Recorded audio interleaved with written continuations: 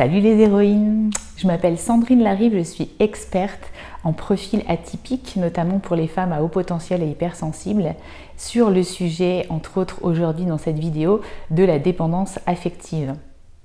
Alors, j'ai vraiment voulu faire cette vidéo comme un cri du cœur à cause de deux belles illusions que j'entends encore beaucoup trop souvent chez mes clientes qui sont encore dans des relations toxiques avec des manipulateurs et des pervers narcissiques. Vraiment, je tiens à répéter les choses. Il paraît qu'il faut être exposé 7 fois un message peut-être pour vraiment l'intégrer. Alors, je vais le répéter encore et encore pour que le chemin se fasse. Moi-même, je suis passée par les deux phases d'acceptation dont je vais te parler. Et sans ces deux phases d'acceptation, je te le garantis, tu ne pourras pas évoluer sur ton chemin.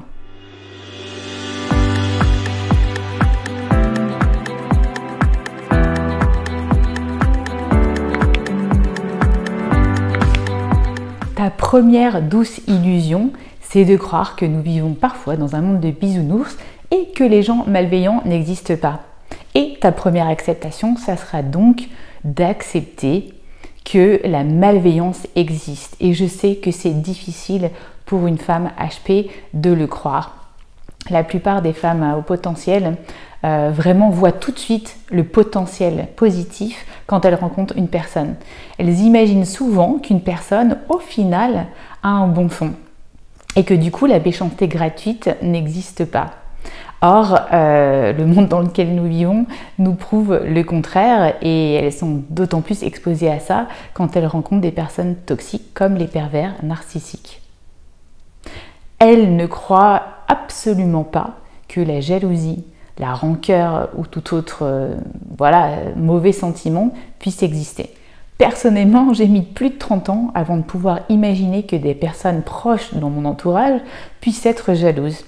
Comment j'aurais pu l'imaginer, puisque de toute façon, depuis le début, j'avais un syndrome de l'imposteur hyper puissant qui m'empêchait de le croire. Et je te recommande de voir justement ma vidéo sur le syndrome de l'imposteur. Et si tu finis enfin par croire que l'autre puisse être nocif, combien de fois j'ai entendu, mais Sandrine, en fait, cette personne, elle doit être très malheureuse, tu comprends? Non, non, non, le malheur des autres ne justifie absolument pas la méchanceté.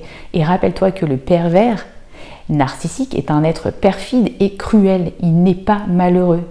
1, parce qu'il n'a pas la conscience de l'être. 2, parce que la méchanceté et la toute-puissance lui donnent un sentiment de jouissance absolue. Et 3, dis-toi que cet être n'a aucun affect. Il n'a aucune émotion, aucune intériorité, c'est une vraie coquille vide. Autant tu es une vraie éponge émotionnelle, si tu es une femme à haut potentiel hypersensible, autant le PN est un sac étanche dans lequel rien ne peut traverser. Pire, tu ne peux même pas imaginer qu'un être comme ça puisse tout calculer et tout simuler, autant une crise de désespoir apparente qu'une déclaration d'amour. Et tu iras même jusqu'à dire, pour ceux qui insinueraient qu'ils sont méchants, que ces personnes sont méchantes tant tu es sous l'emprise de destruction de ton identité avec ce pervers. Ce que je veux que tu comprennes, c'est que ces personnages sont vraiment abjects, ce sont des alchimistes, ils vont transformer tout l'or que tu as à l'intérieur en plomb. Toute la bienveillance qui t'est si chère, tu ne l'auras jamais en retour de ta gentillesse. Alors arrête de croire, comme dirait Jean-Yann dans sa satire, que tout le monde il est beau, tout le monde il est gentil. Non, tout le monde ne fonctionne pas comme toi. Moi, je l'ai vraiment appris personnellement et c'est ce qui m'a fait progresser et aujourd'hui j'ai envie de partager ça avec toi. Ne projette pas ton propre fonctionnement sur les autres. Écoute, observe, regarde ce qu'il y a vraiment en face de toi. La seconde illusion que je rencontre, c'est oui, mais je crois que cette personne peut changer. Non, le PN ne peut pas changer. On me pose beaucoup cette question. Sandrine, est-ce que tu penses qu'un PN va pouvoir un petit peu évoluer, que je vais arriver à vivre avec, qu'il va pouvoir peut-être guérir de ses blessures, puisque tu fais tant attention à ses blessures et que tu as pu vraiment comprendre sa souffrance?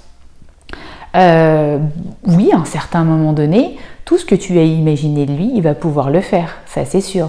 Mais toujours dans son intérêt et ponctuellement pour mieux t'endormir et pour mieux t'assommer après. Il faut que tu comprennes vraiment ça. Alors oui, parfois tu vas pouvoir constater qu'en apparence, il est gentil. mais ça ne sera jamais spontané et naturel, c'est toujours une stratégie comportementale. Chasser le naturel, il reviendra au galop. C'est comme si aussi tu me demandais est-ce que les roues carrées ça existe, est-ce qu'un feu glacial ça existe, et ma réponse ça sera comme pour le PN gentil, non, ça n'existe pas. Et pour rappel, vous n'êtes pas son thérapeute non plus.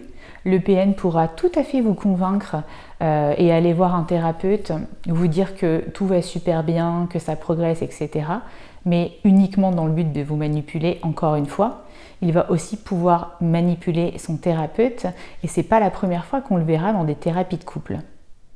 On ne peut pas changer quelqu'un qui se croit à sa place. Je suis désolée d'être abrupte, mais c'est vraiment se bercer d'illusions.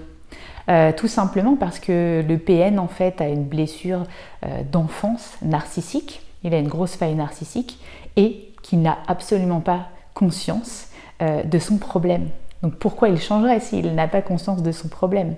Et c'est pour ça aussi qu'on a du mal en fait à mesurer le pourcentage de personnes dans la population qui est atteinte de ce trouble de personnalité parce que tout simplement peu d'entre eux vont consulter. Alors aussi, pour clarifier les choses, il est possible qu'à un moment donné, une personne à haut potentiel ou pas se demande si elle est pervers narcissique. Parce qu'à la suite d'une souffrance, elle aurait pu mettre ponctuellement un comportement manipulateur ou pervers en place. Mais une fois qu'elle ira mieux, elle se rendra compte qu'elle a fait du mal. Le pervers, lui, n'admettra jamais qu'il a fait du mal. Et rester avec un pervers narcissique ou essayer de le sauver, c'est lui envoyer le mauvais message qu'il peut continuer.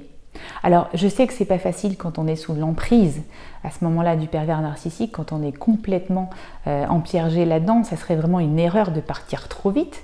Certaines personnes qui le font trop vite vont même des fois jusqu'au suicide, tellement elles ne supportent pas la coupure de cette dépendance affective. Mais je peux te dire que te sauver de cette emprise, c'est la seule façon de te sauver toi-même. Alors, tu pourras essayer à un moment donné de rester, de changer les choses, mais tu vas toujours aboutir à un épuisement physique et mental qui, de toute façon, ne va faire qu'envenimer la situation. Alors, si tu regardes cette vidéo, c'est peut-être que tu es prête à remettre en cause ta carte du monde, que tu es prête à te reconnecter avec ta boussole intérieure. C'est peut-être aussi que tu es prête à remettre de l'amour et de la joie dans ton quotidien et ne plus être cette proie facile des PN. Le PN, au final, c'est un déprogrammateur d'identité. Il va essayer de s'accaparer chaque pan de ton identité. Et le travail qu'on va faire en hypnose ou en PNL, c'est vraiment une reprogrammation puissante de ton inconscient pour pouvoir justement reprogrammer chaque pan de ton identité qu'il aura essayé de détruire. Et crois-moi, si tu ne fais pas cette reprogrammation, le problème, c'est que tu risques de retomber dans ce cycle infernal où tu retombes sans arrêt sur des PN et que tu n'arrives pas à t'en défaire. Alors, ça va dépendre, ce travail de thérapie ou de coaching, de la longueur sur laquelle tu as été exposé à des PN, mais aussi du degré de perversion. Mais je peux te dire que j'ai vu plein de gens arriver à se reconstruire, c'est possible. Alors, si tu as aimé cette vidéo, n'hésite pas à me mettre un petit pouce en bas de la vidéo et partager aussi tes expériences en commentaire. Ça pourra aider d'autres femmes. Et je vous dis bye bye les héroïnes.